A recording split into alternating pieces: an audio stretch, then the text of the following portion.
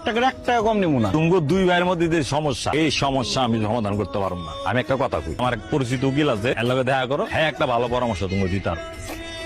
সবই তো শুনলাম, দুই ভাই একসাথে আর ব্যবসা করতে চাও না, এই তো? আপনি দোকানে গিয়ে দেখেন আমি যেটা কইছি ওটা ঠিক কিনা। আরে ঠিক ভাই ঠিক তো কোর্ট বুঝবে। কোর্ট হইলো কোথেকে? তাহলে আমার কাছে আসতো কেন? আমার সাথে কথা বললে ফি লাগে, কোনো কিছু সমাধান করতেও ফি লাগে, আর লাগে একটা কেস। আমরা কোনো কেস করতে পারবো না, সমাধান এমনি। তোমার মত কি? ভাইয়ের বিরুদ্ধে মামলা করুন, এটা সম্ভব না। ভাই যদি বাইরে ঠকাইতে পারে তার নামে মামলা করা যাবে না। আমার এত টাকা লাগবে না। ঠিক আছে, 2 দিন পরে ভিক্ষার থালি হাতে নিয়ে রাস্তায় রাস্তায় তুমি ভিক্ষা কইরো। সোহেলের যত টাকা দিতে ইচ্ছা করে, যেটা দিয়েও খুশি থাকে, আমার দিক, আমার কোনো সমস্যা নেই। 3 লাখ টাকা দিয়ে দিলে কিন্তু 2 দিন পর দোকান ছেড়ে চলে আসা লাগবে। তাই বলে ভাইয়ের বিরুদ্ধে মামলা? উচিত বিচার পাইতে হলে তো মামলা করতেই হবে। আমার আর কি, আমার যা ইচ্ছা তুমি তাই কর।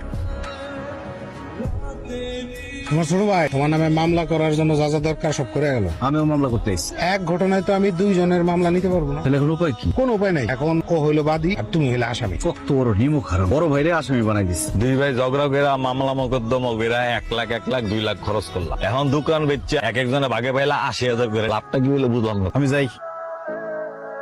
হ্যাঁ আমি তাড়াতাড়ি চলে আসতেছি, সমস্যা নাই। কিরে কেমন আছোস? আছি ভালোই, তুমি কেমন আছো? আছি ভালোই আছি। গাড়ি কিনতে চাইছিলাম, কিন্তু তোর ভাবি আবার গাড়ি চড়লে বমি করে। চল কোথাও বসে কফি খাই। আরেকদিন দেখা পাবো। দ্রুত আসবা, এই জন্য নিজের গাড়িটা পাঠাইলাম। তা তো দেরি করে বেছো, 3 নম্বর সিটে একটা ফ্রিজ যাবে। জি আচ্ছা স্যার।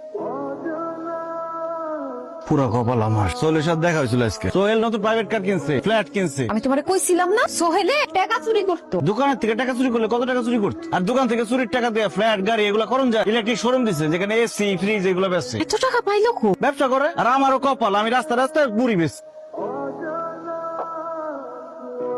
তুমি আর আমি যদি ব্যবসা ঠিকঠাক মতন করতাম, তাহলে আর তোমার ওই রাস্তায় রাস্তায় ঝালমুড়ি বিক্রি করা লাগতো না, আর আমারও ডেলিভারি মানে চাকরিটা করা লাগতো না। সামান্য কথা কাটাকাটি, তাও আবার আমাকে বউগো কথা কাটাকাটি লাগে আমরা দুই ভাই আলাদা হয়ে গেল। খুবই অন্যায় হয়েছে ভাই। আমরা দুই ভাই বউগো কান কথা শুনে আলাদা হয়ে গেল।